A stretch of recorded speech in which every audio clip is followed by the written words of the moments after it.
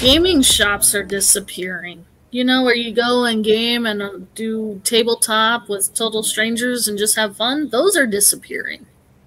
Well, Majin, that's a double-edged sword because the first time I ever went to do, I ended up, with a party, a dad and his two kids, and a fat, autistic dude that never bathed.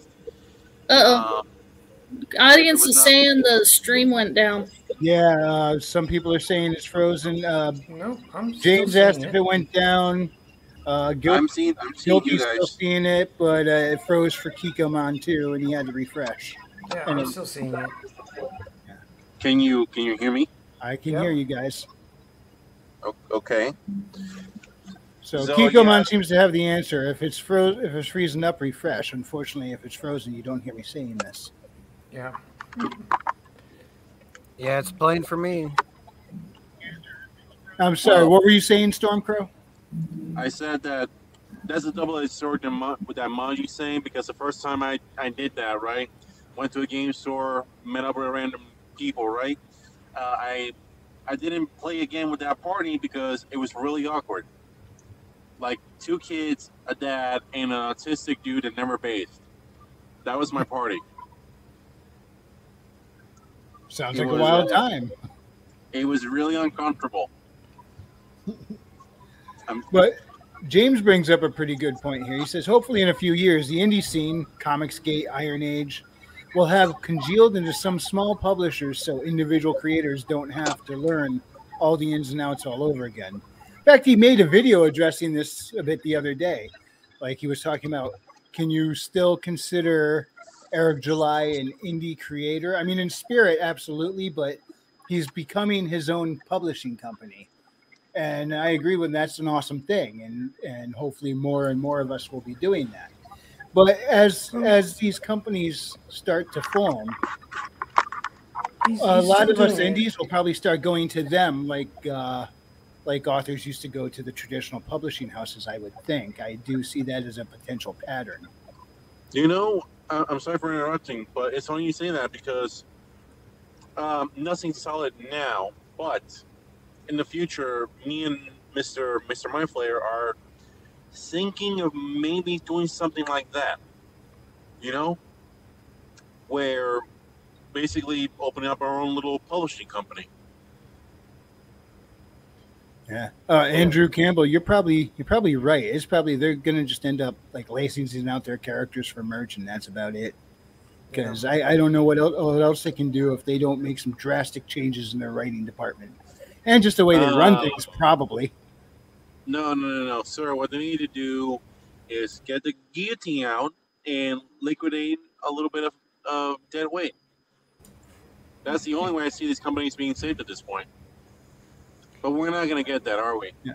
Well, that would be part of a restructuring process, which seems to be sorely needed. It's probably going to collapse into something where they're going to have to let people go. I would still consider him an independent creator, even though he's becoming his own publisher. But I think, is he publishing them himself, or is he actually sending it off and having somebody else do the printing, and then he's just handling the shipping? I don't know if he owns the press or if he's farming out the press work, but I mean, I think he's farming out. But I mean, that doesn't mean he's not publishing himself just because he farmed it. Like when I worked for the newspaper, the New London Day, we had a printing press in the building. After a while, it became, I guess it became impractical for them to continue running that press. And holy crap, I was humbled when I walked in and saw the size of this thing for making newspapers. I didn't realize how big they were. When I saw somebody get squished in a printing press in a James Bond movie, I thought it was exaggerated how big these things were. No, they are that big. But they eventually ended up farming it out to a print company. They would ship off all their files for the articles and everything. The print company would print a bunch of copies, truck it down to us, and then we'd go distribute it. It was still our newspaper. We just farmed out the printing. I honestly wouldn't be surprised looking at the quality of Ripper's comics compared to that of Anvil. Be shocked if it's not the same publishing company or printing company.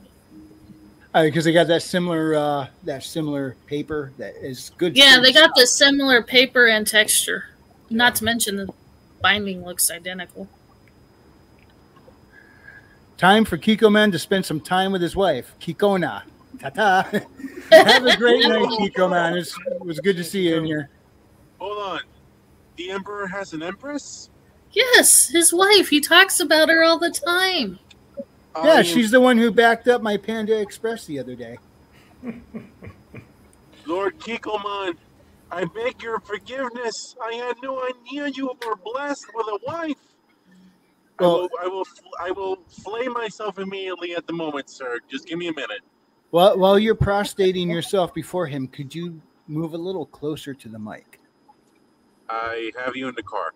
I'm driving currently. Oh. From the mobile newsroom. So, give us a traffic report. No, don't really. Just pay attention to the road, please. Get home in one piece. I saw a crackhead at the moment. I also saw a drug deal happen at the same moment as well. By the way, while you're there, can you pick me something up? It's a gift for Trippy. Where are you at? Where the fuck are you at? Preferably the leaf, not the white stuff. Right. Keep off the grass. Keep off the grass, man. Now let's yeah, we won't give. We'll make sure we stick to the leaf, but let's change it up for him. Let's get him a little salvia. Oh. What's that? It's actually a relative of the. It's part of the mint family. It's kind of a relative of catnip. But Okay. when smoked, it gives you hallucinations like you're on mushrooms. I guess it's really intense for like 10 to 15 minutes, and then it's just over. I don't know. I have not tried it myself. But we need Trippy Soul. We need Trippy Soul. Trippy's probably already done that left, right, and center. He's like, oh yeah, that's for amateurs.